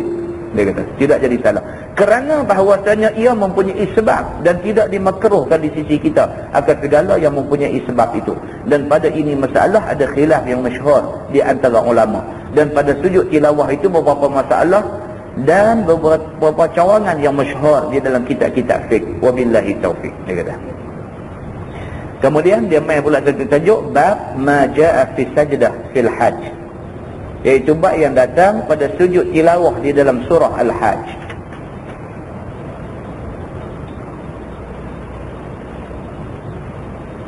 Yang ni kita baca hadis dia sudah tuan-tuan. Dia cerita benda yang macam tu juga. Kita tengok hadis dia di atas tu. An Uqbah bin Amir radhiyallahu anhu qala qultu ya Rasulullah fuddilat suratul hajj li'anna fiha sajdatayn. Qala na'am wa man lam yasjudhuma fala yaqra'huma. Itu hadisnya. Baca bila sikit kita baca surah lain ni. Itu bab yang datang pada sujud tilawah di dalam surah Al-Hajj. Ketahuilah saudaraku, soalnya di dalam surah Al-Hajj itu ada sujud tilawah padanya, iaitu pada firman Allah innallaha yaf'alu ma yasha, dan pada firman Allah wa fa'alul khaira la'allakum tuflihun. Tengok, tengok tak ada bunyi sujud pun, tapi ada sajdah pada dua ayat ni kan. Tak mesti jumpa perkataan wasjud baru ada sujud kan. Ni dalam surah Al-Hajj dua ayat yang kata ayat sajdah ni tak ada sebut sujud pun, tetapi dia merupakan ayat sajdah. Satu ayat dia kata innallaha yaf'alu ma yasha, sesungguhnya Allah dia buat apa yang dia nak. Tuhan tidak buat satu benda ikut kehendak orang lain, tapi Tuhan dia buat satu benda ikut dia punya kehendak. Kalau Allah nak bagi jadi masyarakat dalam dunia ni masyarakat berbilang agama, Allah buat. Walaupun manusia nak supaya kalau boleh dalam dunia ni ada orang Islam saja, tapi tak, Allah nak supaya ada banyak agama, Allah buat. Wallahu, dan Allah innallaha yaf'alu ma yasha, sesungguhnya Allah dia buat apa yang dia nak. Dan lagi satu ayat sajdah dia kata wa fa'alul khaira la'allakum tuflihun, dan buatlah kebaikan mudah-mudahan kamu berjaya. Dia kata dua ayat tu. Dan adapun pada firman-Nya fasjudu warka'u, tiada disuruh sujud pula di situ pula dah. Mai pula ayat fasjudu, jumpa perkataan sujud, dia kata pula tidak disuruh sujud di situ pula dah. Tuan-tuan tengok, itu sebab kata kena ada ilmu baru kita boleh tahu. Kalau pakai petua ya, tak mengaji, pakai petua ya, di pihak abang kau orang dia kata ayat sajdah ni, hang tengoklah dia kata dalam Quran kalau jumpa perkataan sujud-sujud tu, yang tu sajdah dia kata. Silap dah. Silap dah. Rupa-rupanya fasjudu warka'u, tak disuruh pula sujud walaupun jumpa ayat sujud. Dia main ayat tak sebut sujud, dia suruh sujud pula dah. Jom kita tengok apa cerita dia. Kerana apabila disuruh sujud, nescaya disuruh pula rukuk, kerana keduanya ada sama dalam satu ayat. Dia kata satu ayat tadi tu fasjudu warka'u, maka hendaklah kamu sujud dan hendaklah kamu rukuk. Jadi kalau kita jumpa ayat tu kita sujud, kita kena rukuk sekali. Jadi tak suruh langsung. Ya, baca-bacaan tu lagu bangkit duduk rukuk, lagu bangkit duduk sujud. Ataupun nak ikut dia punya urutan, dia kata sujud dulu baru rukuk. Baca-baca jumpa ayat tu sujud, lepas sujud bangkit berdiri rukuk pula. Dia tahu waktu Syekh tu nampak pelik sangat tu. Kawan pihak abang pula duk mengaji kat Ustaz Samsuri tu. Nanya kita kan. nanya kita kan. Jadi baca elok, jangan duk buat benda-benda kelang kabut ni semua. Bukan boleh. Ni pun kan. Kawan nak luku ni duk tunggu ya. Kawan nak luku ni duk tunggu ya. Apa dia kata duduk mengaji kat Ustaz Zamzuri. Duk jadi anak murid dia pun bini tak kelumbung. Kawan bini tak kelumbung. Nanya kan. Apa nak buat? Kan? Orang duk tunggu nak luku. Kena nasib lah. Kan? Yang Nabi Muhammad tu buat penakan dia apa semua pun sampai mati tak masuk Islam, takkan salah Nabi kot. Kan? Yang Nabi Nuh tu. Kan? Yang Nabi Nuh alaihi salam tu. Sampai bini langsung. Sampai bini, sampai anak pula seorang tak mau ikut dia, sampai kena bala pula kena tak ikut. Tenggelam dalam air bah. Takkan salah Nabi Nuh pula nanya dia. Kan? Tu adik-beradik bini langsung kan. Ini anak murid duk main mengaji. Buat silap apa, guru dia kena tanggung semua kan. Rebeh bau tu guru dia. Kan? Tak apa biar pergi kat dia tu. Baik, dia kata kerana apabila disuruh sujud, nescaya disuruh pula rokok. Dia kata kerana keduanya bersamaan dalam satu ayat. Bermula dalil yang menunjukkan ada sujud tilawah pada surah ini ialah hadis yang diriwayatkan oleh Imam At-Tirmizi. Hadis kita baca tadi. An Uqbah bin Amir radhiyallahu anhu qala qultu ya Rasulullah. Diriwayatkan daripada Uqbah bin Amir, kata dia telah berkata aku ya Rasulullah, fuddilat suratul hajj lianna fiha sajdataini. Dibezakan daripada lain akan surah Al-Hajj kerana bahawasanya tidak ada pada lain surah akan yang ada padanya iaitu dua sujud. Tu dia. Dia ni berlain pada surah lain. Pasal apa? Dalam surah Al-Hajj ada dua tempat nak sujud. Ada dua. Surah lain ni habis jumpa satu aja. Tapi dalam surah Al-Hajj ada dua tempat nak suruh sujud. Qala na'am wa man lam yasjudhuma fala yaqra'huma. Tu dia. Maka sabda Nabi SAW bahkan ada beza antara surah-surah yang lainnya. Maka barang siapa tak mau sujud akan keduanya, maka tak usah baca akan keduanya. Itu dia. Maksudnya apa? Sujud. Jumpa dua ayat ni, sujud. Kalau berasa payah berat nak sujud, tu saya baca langsung. Macam tu. Kata Tirmizi, ini hadis dhaif. Dia kata ini hadis tidak kuat. Dia kata. Masalah sujud tilawah pada surah Al-Hajj, apa hukum dia? Kata Abu Isa, dan telah bersalahan ahlul ilmi pada sujud tilawah di dalam surah ini. Maka diriwayatkan daripada Umar Al-Khattab dan anak dia bahawasanya kedua-duanya berkata dibezakan surah Al-Hajj daripada surah lain kerana bahawasanya padanya ada dua sujud, dua sajdah. Dan dengan dialah berkata Ibnul Mubarak dan Syafi'i dan Ahmad dan Ishaq. Dan memikir setengahnya daripada ahli ilmi padanya satu sajdah saja. Ada sebahagian kata satu sujud saja bukan dua. Dan inilah perkataan Sufyan Ats-Tsauri dan Ahlul Kufah. Lepas itu dia duduk cerita benda sama. Buka sebelah atas. Ini kita tengok. Bab ma yaqul fi sujudil Quran. Itu bab yang datang. Iaitu bagang yang dibaca di dalam sujud tilawah. Ini nak baca apa? Pagi-pagi jemaat dia semayang sujud sajdah ni, semayang baca, imam baca surah sajdah. Masa sujud sajdah tu apa bacaan dia? Ketahuilah saudaraku, bahawasanya bacaan ataupun doa dalam sujud tilawah itu telah datang beberapa macam doa dengan kerana bermacam-macam riwayat hadis dan amal Nabi yang diperbuatnya di dalam sujud tilawahnya itu. Tuan-tuan, Nabi ni dia baca macam-macam. Semua lah dalam semayang tu semua. Subhana rabbiyal a'la wa bihamdih. Masa sujud tu ada lagi beberapa riwayat bacaan lain. Subhana rabbiyal azim wa bihamdih. Ada lagi riwayat-riwayat bacaan lain. Sami'allahu liman hamidah. Liman. Tuan-tuan, ramai orang sebut limal. Sami'allahu limal. Dia kata bukan limal. Liman. Lam mim nun. Liman. Sami'allahu liman hamidah. Allah mendengar bagi siapa yang memuji dia. Kan? Sami'allahu liman hamidah. Rabbana lakal hamd. Ada lagi Nabi baca macam lain. Sama juga macam surah Iftitah. Kan? Allahu Akbar. Takbiratul ihram. Lepas itu Allahu Akbar kabira. Walhamdulillahi kathira. Wa subhanallahi bukratan wa asila. Nabi biasa baca berhenti dekat tu aja. Terus baca Fatihah. Nabi biasa baca Allahu Akbar, takbiratul ihram, terus wajjahtu wajhiya lillazi fataras samawati wal ard. Dia ada berapa belah? Sebelah ke 3 belah wajah bacaan.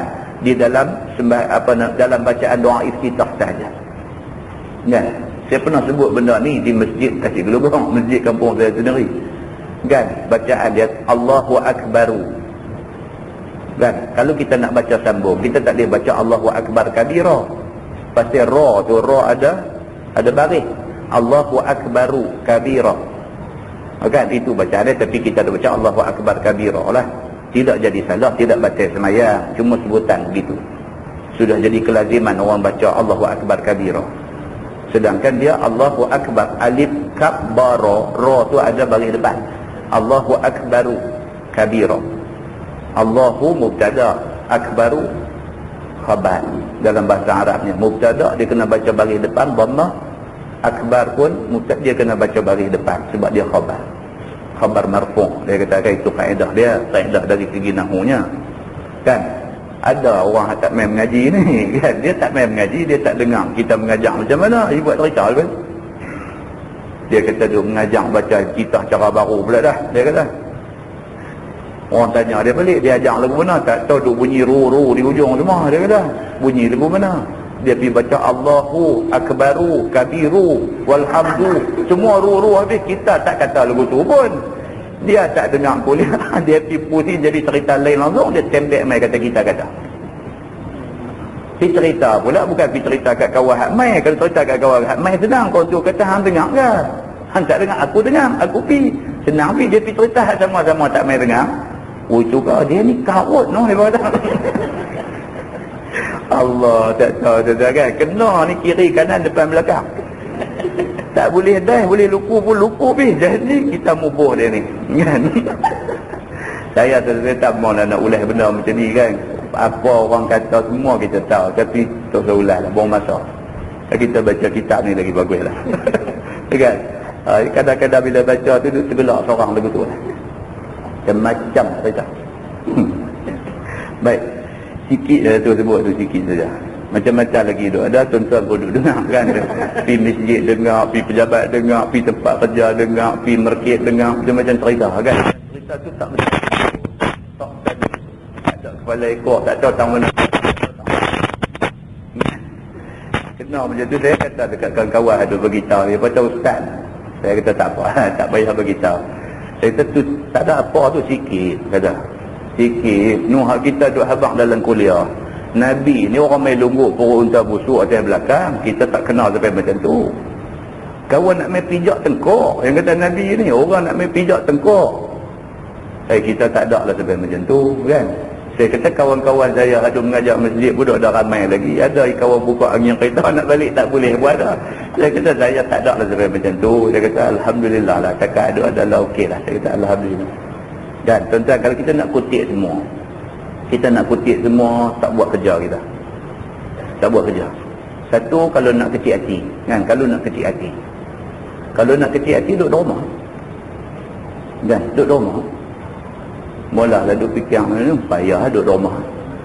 Kalau nak kecil hati. Kalau nak jawab, tak baca kitab. Duduk jawab saja. Hari-hari main duduk jawab. Hari ni orang kata apa, hari ni saya nak jawab apa. Kalau nak buang geram, orang lagi rosak majlis. Kan? Kita serang balik orang yang serang kita dan sebagainya. Tuan-tuan fikir cara waras, apa kita dapat? Dosa tentu dapatlah.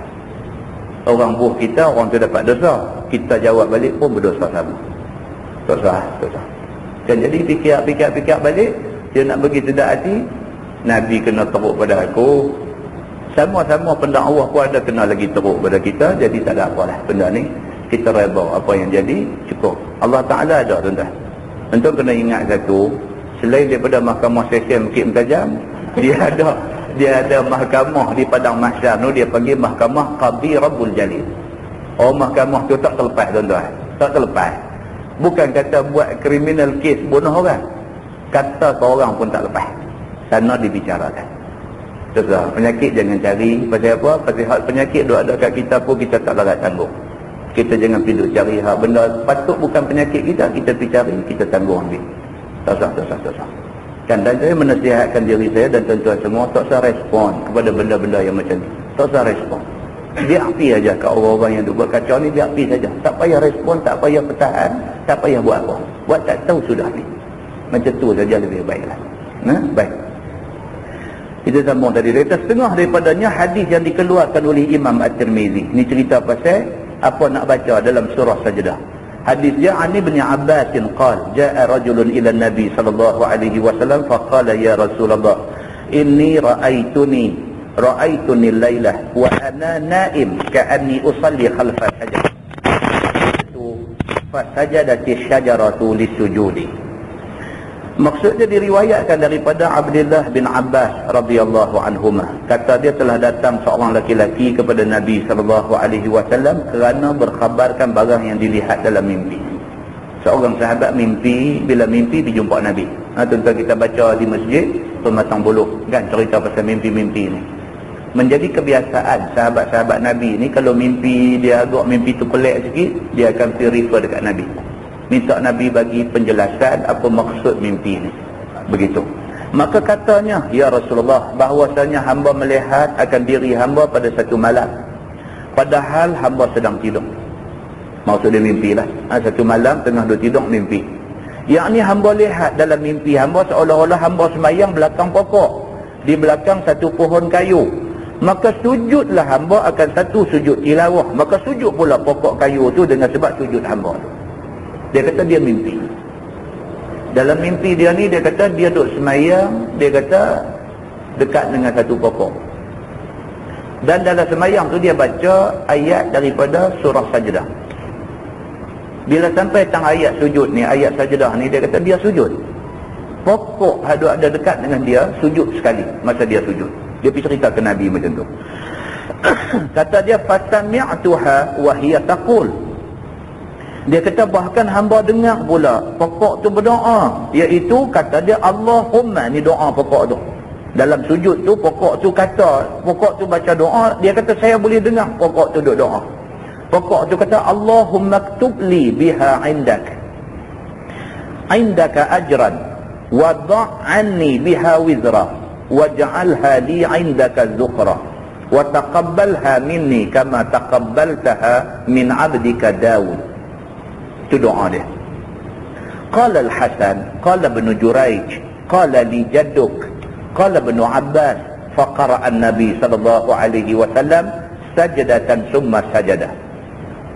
Faqala Ibn Abbas, fasami'tu wa huwa yaqul mithla ma akhbarahu ar-rajulu an qawli asy-syajarah. Maka berkata Al-Hasan,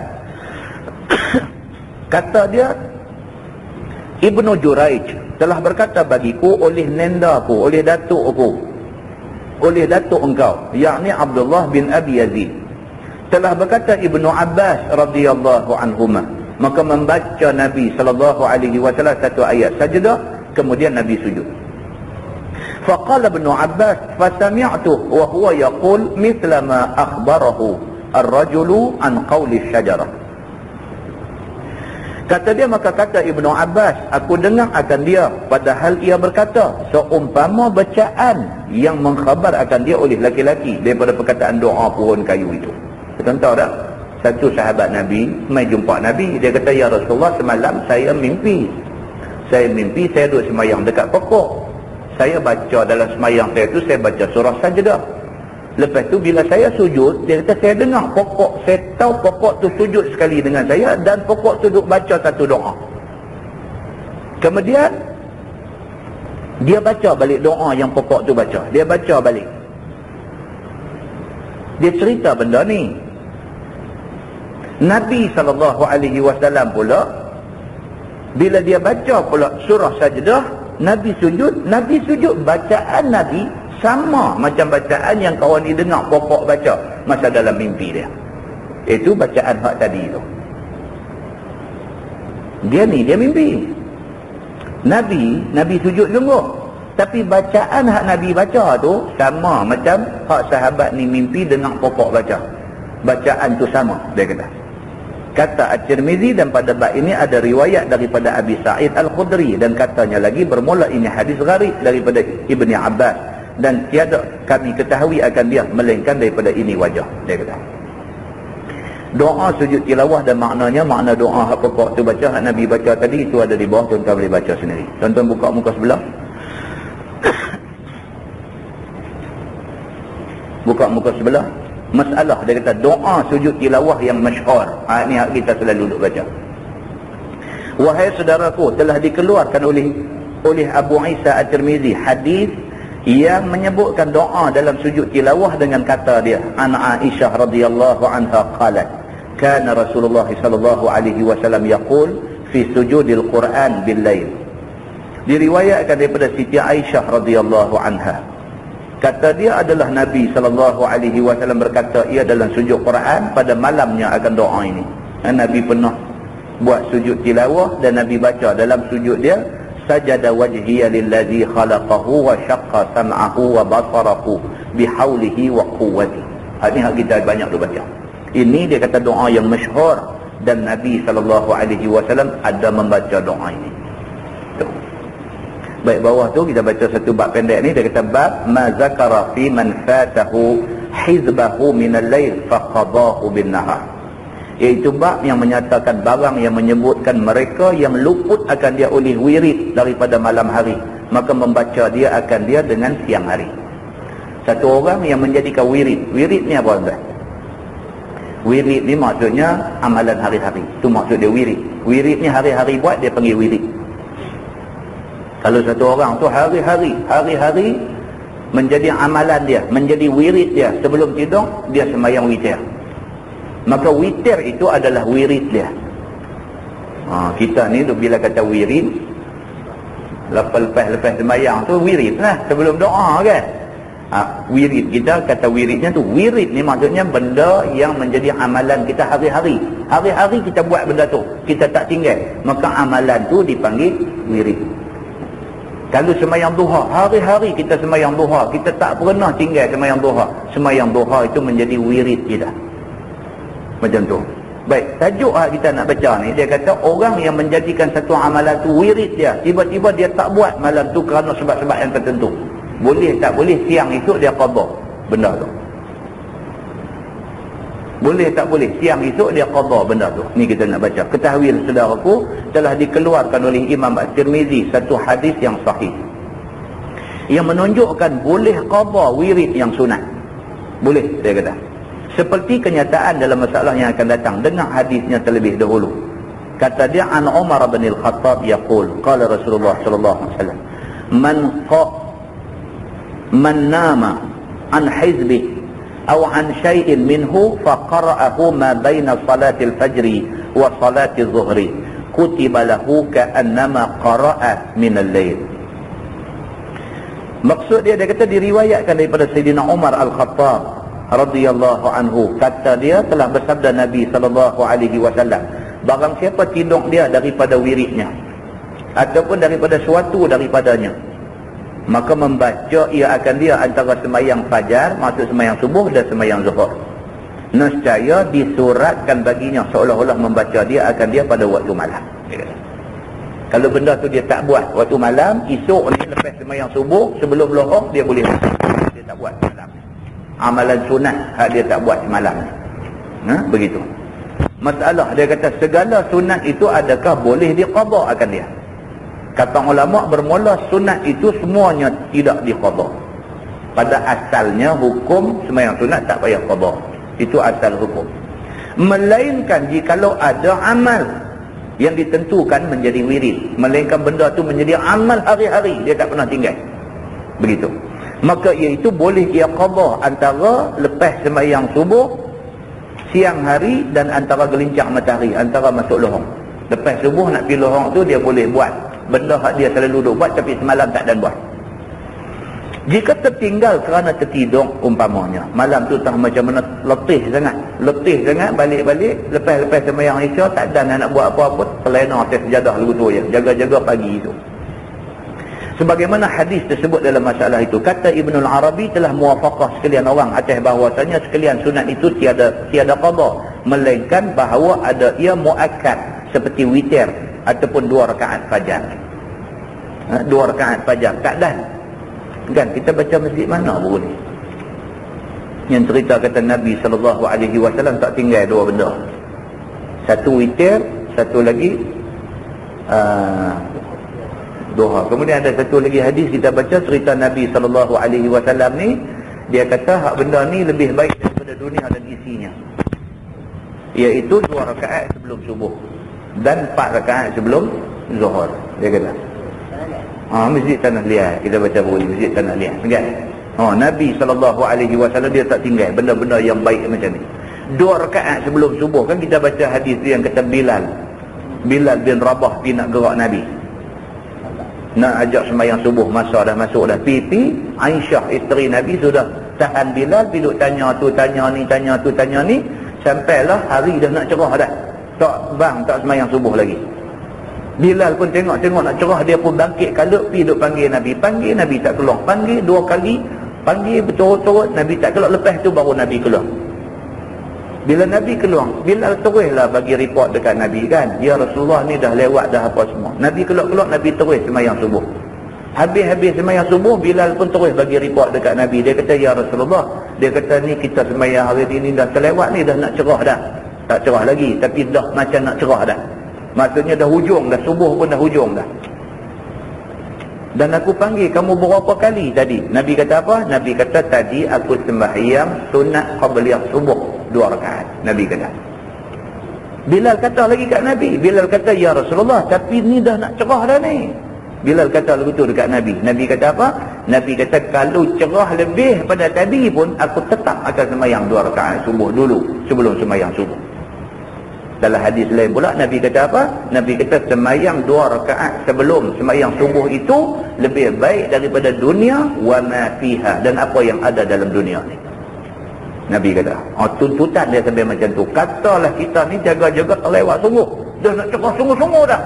Sekira-kira kalau sembahyang juga sunat tu, subuh akan duduk di luar waktu. Maka sembahyang subuh dulu.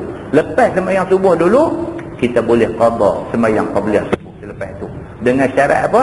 Dengan syarat sembahyang sunat qabliyah subuh itu menjadi wirid kita. Memang kita hari-hari kita duk buat, tak pernah tinggal. Hari tu saja pergi jadi terlewat, maka kita tak ada buat. Maka bagi kes yang macam ni, boleh dia qada sembahyang qabliyah subuh tu. Itu cerita dia. Dan begitu juga Allah dia berdirinya malam untuk saya boleh. Kalau dia ni memang biasa tiap-tiap malam bangkit sembahyang tahajud.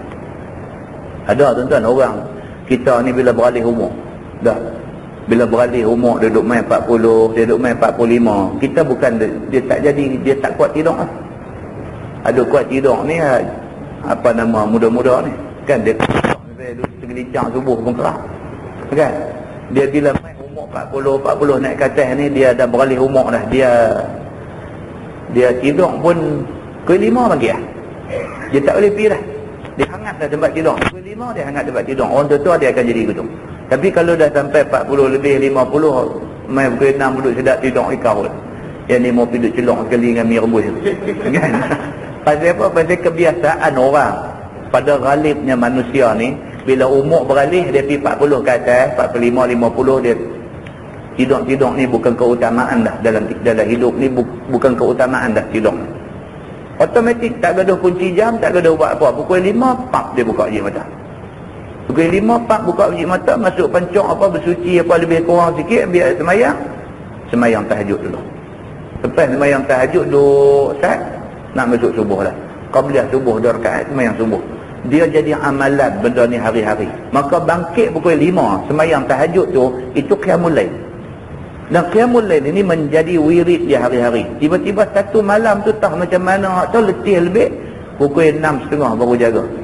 6.30 jaga, jadi maknanya dia tak buat dah sembahyang apa hak dia tak pernah tinggal tu. Dia boleh qada selepas sembahyang subuh sebelum masuk waktu. Begitu. Kerana muakkadnya benda tu, sehingga berkata satu jamaah, dia kata bahawasanya ia fardu. Satu lagi kata fardu, benda tu kena buat, dan memilih yang demikian itu oleh Al-Bukhari. Dan tiada aku kata dengan dia, dan tetapinya lebih besar daripada sekalian sunat-sunat itu pada pahalanya. Wallahu a'lam. Lepas ni tajuk yang cukup penting, dan benda ni berlaku dalam masjid-masjid kita ni.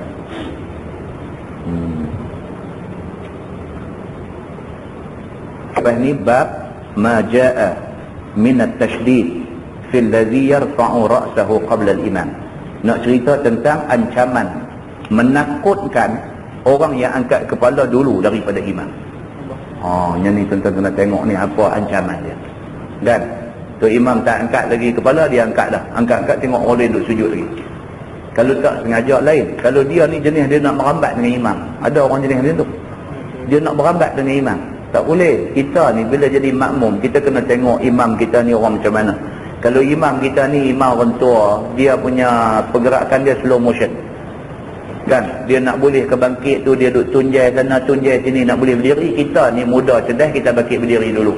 Dulu daripada dia. Salah. Dari segi peraturan semayangnya salah. Bukan setakat salah, ada ancaman pula ke atas orang-orang yang macam ni. Jadi kita kena kendian daripada imam dari segi rukun fi'li, rukun perbuatan. Rukun qauli tak apa. Baca tahiyat misalnya, kalau tu imam ni dia satu orang yang sangat berhati-hati, kan? Tu imam ni satu orang yang sangat berhati-hati. At-tahiyyatul mubarak, at-tahiyyatul mubarak. Kita duk tunggu dia jenuh, kita pun doa at-tahiyyah di belakang jenuh. Kita potong dia lah. Kita baca at-tahiyyatul mubarakatus salawatus thayyibatu lillah. Kita habis dulu pada dia. Kita potong dia, tapi potong dalam rukun qauli. Rukun perkataan, ucapan. Itu tidak jadi salah. Kalau rukun fi'li tak boleh potong tu imam. Kita mesti kendian daripada tu imam. Kita akan baca ancaman dia, apa ancaman yang disebutkan oleh Nabi SAW. Dia tanya, saya tak jelas tulisan ni. Bagaimana dengan amalan solat teman pada orang yang telah mati? Contohnya, tolong solat teman pada saya setelah saya mati. Melalui wasiat ke apa? Solat teman ni boleh tak nak dengar? Ada apa orang nak buat ni? Kalau ada tu saya buat. Tuan-tuan, saya nak pesan satu lah. Ibadat khusus kita tak boleh reka. Ibadat khusus ni semayang, puasa, zakat, haji, ni semua ibadat khusus. Nabi tunjuk cara nak buat macam mana, kita kena buat macam Nabi buat. Tak boleh kita pergi duk reka tambah. Nabi tak buat semayang tu, kita pergi duk buat. Tak boleh. Tak boleh. Kadang-kadang tuan-tuan tengok ada duk jual buku sembahyang sunat tu. Ya Allah, dia sekarang sampai berapa puluh sembahyang sunat dia ada dalam tu. Tuan-tuan, semak dalam hadis tuan-tuan. Tak ada sembahyang yang berbagai-bagai dia tulis dalam tu. Tak ada. Dia tulis sampai berpuluh sembahyang sunat dia ada dalam tu. Tak boleh. Kita nak buat semayang ni. Semayang, Nabi kata, sallu kama ra'aitumuni usalli. Hendaklah kamu semayang macam kamu tengok aku semayang. Dari segi kaifiat, cara rokok, tidak sujud kena ikut. Dan semayang apa Nabi buat pun kena ikut. Hak Nabi tak buat, jangan buat. Jaga benda macam-macam ni. Kita tak boleh tambah. Sebab agama, hak Allah buat turun ke Nabi Muhammad ni elok dah. Tak perlu kepada tambah-tambah di sana sini. Tak perlu dah. Ikut yang tu aja. Jadi kalau sahabat kita ni nak tanya tentang solat teman, tak ada solat teman. Apa dia? Tak kena ayat kalau kata saya. Bagaimana dengan amalan solat saya pada orang yang telah mati? Contohnya, tolong solat saya pada saya setelah saya mati. Bukan teman, maksud perak punya teman. Perak teman ni maksud dia saya lah kan. Dah, ni bukan dia ni. Ni dia kata amalan solat teman. Maksudnya ada satu jenis sembahyang nama dia solat teman. Tak ada lah. Kod maksud dia ni kot duduk dalam kubur seorang-seorang, kita di atas tolong sembahyang bagi ada satu benda duduk teman dia ke apa. Kalau itu lagi khurafat dia jadi. Lagi khurafat. Tuan-tuan, jangan duk tambah benda-benda hak pelik-pelik, jangan duk tambah. Benda hak jelas dalam agama banyak. Kalau nak buat tak terbuat lah. Hak jelas dalam agama ni sembahyang tahajud. Kan? Jelas dibuat yang tua. Quran pun kata qumil laila illa qalilah. Bakitlah sembahyang malam walaupun sikit. Quran sendiri kata hadis lagi banyaklah duk suruh sembahyang tahajud. Hak tu jelas. Quran suruh, hadis suruh. Hak tu buat. Ni hak tu tak buat, kita pergi duk reka buat hak lain-lainnya macam-macam. Sekali lagi bukan setakat tak betul, bukan setakat pahala tak boleh.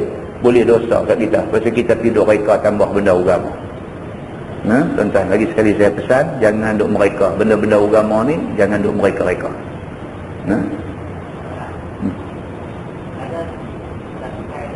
Tahu lah. Ingat, Kalau dia yang sabit daripada perintah sujud tilawah ni, kalau sekiranya benda tu berlaku dalam bentuk betul depan kita. Dalam bentuk betul depan kita, maksudnya ada orang duk baca Quran depan kita, mainkan ayat sajadah. Bukan saja dia yang baca sunat sujud, kita yang dengar juga sunat sujud. Ataupun kita pergi majlis musabaqah, tapi dengan syarat ada ruang lah untuk sujud. Tidak orang suruh baku kawan tak mau. Kan? Saya dah lain maksudnya. Oh, dah. Kalau maksud dah. Sujud syukur ni, sujud tilawah ni kaedah dia satu aja. Bila jumpa aja ayat tu, sekali sujud. Sama macam sujud syukur, sama aja. Sujud syukur ni pun tuan-tuan. Ada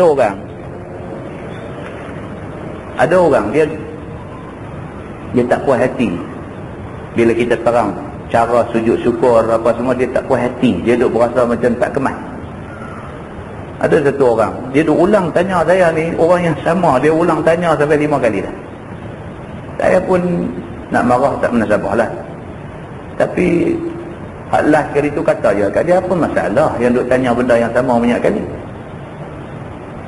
Dia duk kira lagu ni, dia duk kira semayang, dia duk kira sujud syukur ni, dia kata kena duduk macam duduk antara dua sujud, kena takbir, kena qiyam, lepas tu sekali sujud. Lepas tu bangkit daripada sujud tu, bagi salam. Dia kata lagu tu. Saya kata kat dia, setelah banyak kali terang, saya kata kat dia, baik nak buat macam tu ada hadis tak? Ada kata tu, tak tahu nak tanya ustaz. Dia kata tanya apa, sampai dah 5 kali dah ni. Tanya apa sampai dah 5 kali ni. Duk tak puas hati tahu nak. Dia kata takkan terus sujud aja. Dia kata terbangkit-bangkit habis. Dia kata takkan lagu tu, takkan tak ada takbir. Saya kata sujud syukur bukan semayang.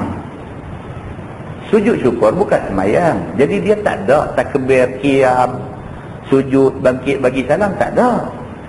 Kita boleh buat macam tu kalau ada hadis kata Nabi buat macam tu.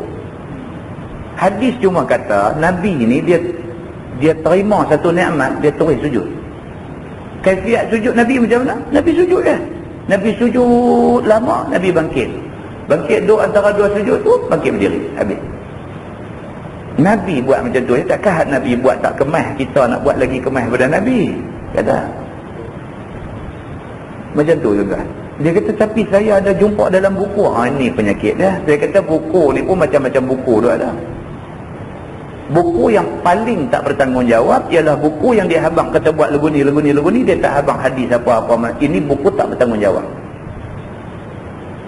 Kita kalau kita nak habang ke orang kaifiat nak buat satu-satu benda, dia kena habang.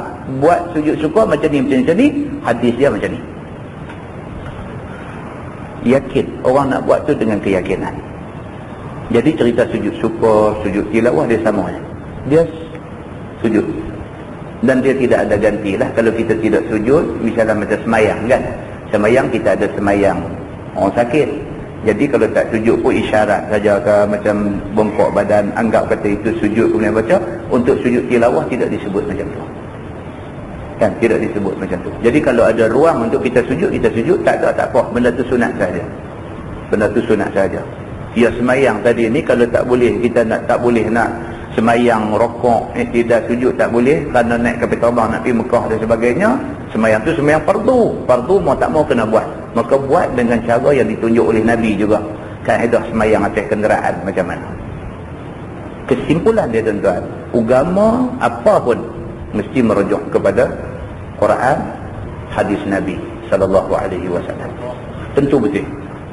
Pasal apa kata tentu betul? Pasal Nabi kata, aku tinggal dekat hampa dua benda, hampa pegang dua benda ni sungguh-sungguh, lan tadillu abada, tak sesat sampai bila-bila. Kitab Allah wa sunnati, Quran dengan hadis Nabi. Jadi kita pegang yang tu, tersaduk berasa tak salah dah. Kita pegang yang tu, kita tengok apa ulama kata tentang ayat tu, tentang hadis tu,